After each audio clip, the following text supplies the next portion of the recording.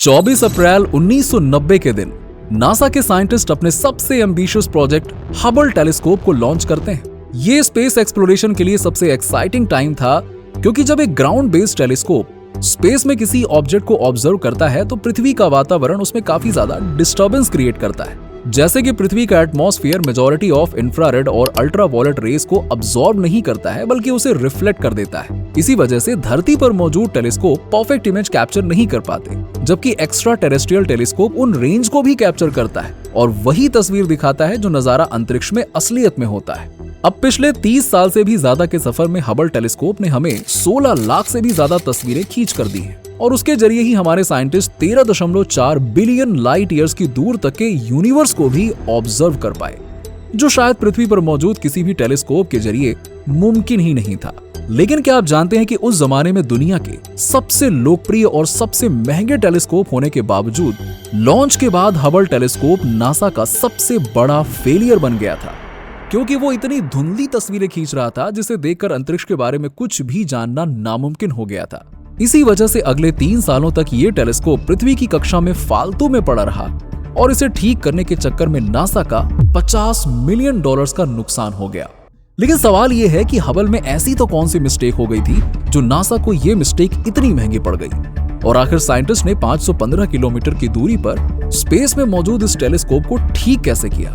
चलिए जानते हैं आज के इस वीडियो में। तो हेलो दोस्तों, मेरा नाम है विजय और आप देख रहे हैं रिफ्लेक्ट। दोस्तों, अप्रैल 1990 में हबल टेलीस्कोप लॉन्च होने के तुरंत बाद ही साइंटिस्ट को इसके मेन मिरर में एक स्मॉल डिफेक्ट दिखा, जिसकी वजह से काफी ब्लरी इमेजेस कैप्चर हो रही थी। लेकिन अब तो तीर कमान से निकल चुका था और हबल को वापस पृथ्वी पर लाना नामुमकिन था।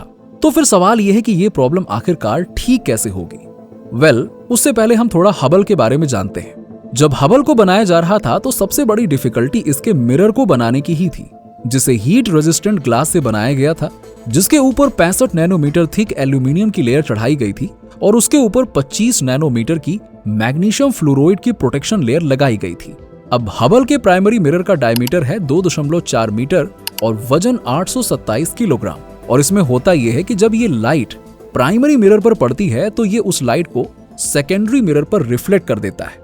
ऑप्टिकल ट्यूब पर बेस्ड उसका सेकेंडरी मिरर 12 इंच डायमीटर का है, जो इस लाइट को फिर से रिफ्लेक्ट करके प्राइमरी मिरर के बीच में मौजूद एक होल से पास कर देता है, और जहां से ये लाइट डिफरेंट इंस्ट्रूमेंट्स में से होकर गुजरती है और फाइनली एक इमेज कैप्चर हो जाती है। तो कुल मिला के ये प्रोसेस है, और ऐसे में देखा जाए तो ये 2.4 मीटर का जो ये प्राइमरी मिरर है, ये हबल टेलीस्कोप का दिल है, और हाईएस्ट क्वालिटी इमेज क्लिक करने के लिए इसे प्रॉपर शेप देना काफी जरूरी है। लेकिन जब स्पेस में हबल टेलीस्कोप ने पहली फोटो खींची, तभी पता चल गया कि प्राइमरी मिरर में डिफेक्ट होने की वजह से लाइट गलत जगह पर रिफ्लेक्ट हो रही थी।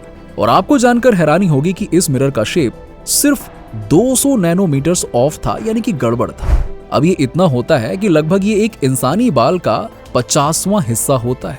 अब आपको ये एरर भले ही नेग्लिजिबल या फिर ना के बराबर लगे, लेकिन हबल टेलीस्कोप को पूरी तरह से यूजलेस यानी बेकार करने के लिए ये काफी था। मगर अब सवाल यह है कि आखिरकार इतने बड़े प्रोजेक्ट को बनाने में नासा से ये छोटी सी मिस्टेक कैसे हो गई? चलिए इसको भी समझते हैं। दरअसल 1977 में यूनाइटेड स्टेट्स गवर्नमेंट ने नासा को हबल टेलीस्कोप बनाने के लिए $300 मिलियन की फंडिंग दी। अब टेलीस्कोप के सभी साइंटिफिक पार्ट्स तो नासा के साइंटिस्ट बना ही रहे थे, लेकिन साइंटिस्ट होने का मतलब ये नहीं है कि वो इतने ज्यादा एक्सपर्ट हो जाएं कि हर काम कर लें। यानी कि वो मिरर बनाने में एक्सपर्ट नहीं थे और ना ही उनके पास ऐसी कोई टेक्नोलॉजी थी।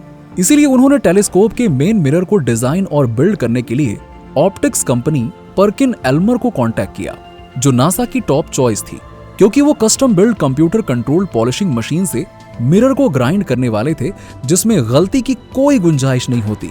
लेकिन गलती तो होने वाली थी, और वो भी $50 मिलियन की। खैर, मिरर को 10 नैनोमीटर की एक्यूरेसी से पॉलिश करना था, लेकिन अगर कोई प्रॉब्लम आ जाए तो मिशन लेट ना हो जाए, इसीलिए नासा ने साइंटिस्टों से कहा कि दूसरी कंपनी से बैकअप मिरर बनवा लिया जाए, जिसके लिए उन्होंने कोडक कंपनी को चुना, जो उस वक्त कैमरा इक्विपमेंट्स और ऑप्टिकल लेंस बनाने वाली काफी पॉपुलर कंपनी थी। उस वक्त कोडक ने पर्किन एल्मर की टीम से कहा था कि हम दोनों को अपने मिरर्स को क्रॉस एग्जामिन करना चाहिए, ताकि अगर कोई गलती हो तो पकड़ी जा सके। लेकिन नासा के पास मिरर के लिए एक फिक्स बजट था, इसीलिए पर्किन एल्मर ने अपनी डिजाइन के साथ ही आगे बढ़ने का प्लान बनाया। अब 1979 में मिरर का प्रोडक्शन शुरू किया गया, जिसके लिए कंपनी ने अल्ट्रा लो एक्सपेंशन ग्लास की ब्लैंक शीट ली और बड़े ही ध्यान से उसे पॉलिश करके जरूरी शेप दिया। ये प्रोसेस काफी मुश्किल था और इस पूरे प्रोसेस में लगभग 2 साल लग गए। फिर मिरर को अच्छे से धोया गया और रिफ्लेक्टिव एल्यूमिनियम कोटिंग चढ़ाई गई और इस तरह से कुल मिलाकर मिरर रेडी था। अगले कुछ सालों में इस मिरर पर कई टेस्ट किए गए ताकि ये कंफर्म किया जा सके कि आखिर ये रॉकेट लॉन्च और अंतरिक्ष की मुश्किल परिस्थितियों का सामना करने के काबिल है या नहीं। और इन सभी टेस्ट में आखिरकार ये मिरर पास हो गया, जिसके बाद आखिरी टेस्ट था कि मिरर की पॉलिशिंग चेक की जाए, जिसके लिए नल कैरेक्टर नाम के इंस्ट्रूमेंट का इस्तेमाल किया गया, जिसमें एक स्पेशल लेंस के साथ कई मिरर कनेक्टेड थे जो हबल मिरर से निकलने वाली लाइट को चेक करने वाले थे कि ये सही से फोकस हो रही है या नहीं। टेस्ट में नल कैरेक्टर लेंस से एक लेजर लाइट पास की गई, जिसमें एक वेव फ्रंट डिवाइस लगा हुआ था।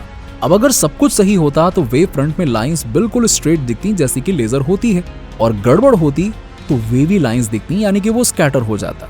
लेकिन जब इंजीनियर्स नल कैरेक्टर सेट कर रहे थे तब बदकिस्मती से एक मिरर गलत सेट हो गया, जिससे हबल मिरर की मिस्टेक करेक्ट हो गई और मिरर टेस्ट में पास हो गया। दूसरी तरफ कोडक का मिरर भी अपने कंप्लीशन स्टेज में पहुंच गया था, जिस पर सिर्फ रिफ्लेक्टिव कोटिंग चढ़ाना था और वो रेडी था। लेकिन नासा ने पर्किन एल्मर का मिरर चूज कर लिया तो कोडक ने अपने मिरर पर काम करना बंद कर दिया और अप्रैल 1990 में फाइनली स्पेस शटल डिस्कवरी ने हबल टेलीस्कोप को लॉन्च कर दिया और उसने अपनी पहली ही फोटो इतनी धुंधली भेजी कि साइंटिस्टों के सपनों पर पानी फिर गया। और जब उन्होंने यहाँ मौजूद कोडक का बैकअप मिरर चेक किया तो जैसे जले पर नमक छिड़कने का काम हो गया, क्योंकि वो मिरर बिल्कुल परफेक्ट था। यानी कि अगर दोनों मिरर का क्रॉस एग्जामिनेशन हो जाता तो पर्किन एल्मर की जगह कोडक का मिरर फाइनल हो जाता और ये गड़बड़ी ना होती और $50 मिलियन का नुकसान नहीं होता। हालांकि हबल को स्पेसिफिकली ऐसे डिजाइन किया गया था कि उसे रिपेयर किया जा सके। टेलीस्कोप के पिछले हिस्से में 5 इंस्ट्रूमेंट बैच थे और हर इंस्ट्रूमेंट बे में एक बॉक्स था जिसमें अलग अलग इंस्ट्रूमेंट्स रखे हुए थे। ये मॉड्यूलर डिजाइन इसलिए बनाई गई थी ताकि फ्यूचर में समय के साथ इसमें एडवांस इंस्ट्रूमेंट्स लगाए जा सकें। इसीलिए नासा एक ऐसा सोल्यूशन खोजने की कोशिश में लग गया जो इंस्ट्रूमेंट बे में फिट हो जाए और इस फॉल्टी मिरर की प्रॉब्लम को सॉल्व कर दे। यहाँ नासा के फेवर में बात यह थी कि उन्हें एग्जैक्ट फॉल्ट के बारे में पता था, इसीलिए उन्होंने मिरर्स और लेंसेज से एक ऐसा इंस्ट्रूमेंट बनाने का सोचा जो मेन मिरर से लाइट अब्सॉर्ब करके उसे हबल के इंस्ट्रूमेंट पर रीफोकस कर सके। अल्टीमेटली फोकस ही तो डिस्टर्ब था, तो उसे रीफोकस करने के लिए एक नया इंस्ट्रूमेंट डिजाइन करने का सोचा और कोस्टार नाम का एक इंस्ट्रूमेंट बनाया जिसमें 2 छोटे मिरर लगे हुए थे, जिसमें से एक मिरर कंप्लीटली फ्लैट था और उसका काम लाइट को मिरर नंबर 2 पर रिफ्लेक्ट करना था, जो हबल के मेन फॉल्टी मिरर की एग्जैक्ट ऑपोजिट डायरेक्शन में था, जिसका काम था लाइट को फिर से करेक्ट फॉर्म में इंस्ट्रूमेंट्स की तरफ भेजना।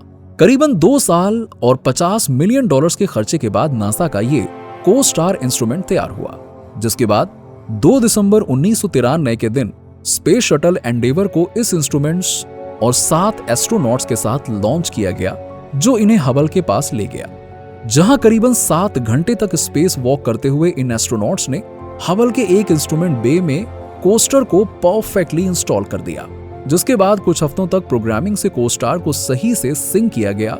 और इस रिपेयर के बाद जब हबल ने अपनी पहली तस्वीर भेजी तो वो बिल्कुल कमाल की क्लियर थी। इस तरह $50 मिलियन का घाटा करके ही सही, लेकिन नासा ने इस प्रॉब्लम का सोल्यूशन निकाल लिया, जिसके बाद हबल ने स्पेस की जो डिस्कवरीज की हैं उनके सामने तो $50 मिलियन कुछ भी नहीं है। खैर, आने वाले 20 सालों तक हबल लगातार अपग्रेड होता रहा और 2009 में कोस्टार को हटा दिया गया, क्योंकि नए अपडेट के बाद अब उसकी कोई जरूरत नहीं थी। आज हबल को लॉन्च हुए 35 साल होने को आए हैं, जिनमें नासा ने कई स्पेस टेलीस्कोप लॉन्च किए और नासा का सबसे एडवांस टेलीस्कोप है जेम्स वेब टेलीस्कोप। इसीलिए अब हबल को अपग्रेड नहीं किया जाएगा और ज्यादा से ज्यादा 2030 से 2040 के बीच में कभी भी हबल टेलीस्कोप हमें हमेशा हमेशा के लिए अलविदा कह देगा। तो दोस्तों, क्या हमें हबल टेलीस्कोप को और भी ज्यादा अपग्रेड करना चाहिए या फिर अब इसे अलविदा कहने का समय आ चुका है? इस बारे में आपके क्या ओपिनियंस हैं, कमेंट्स करके जरूर बताइए। वीडियो अच्छा लगा हो तो इसे लाइक और शेयर करें और हमें सपोर्ट जरूर कीजिएगा। और ऐसे ही दिलचस्प स्पेस वीडियोस के लिए रिफ्लेक्ट को सब्सक्राइब करके पास वाली घंटी को जरूर दबा दीजिएगा। धन्यवाद।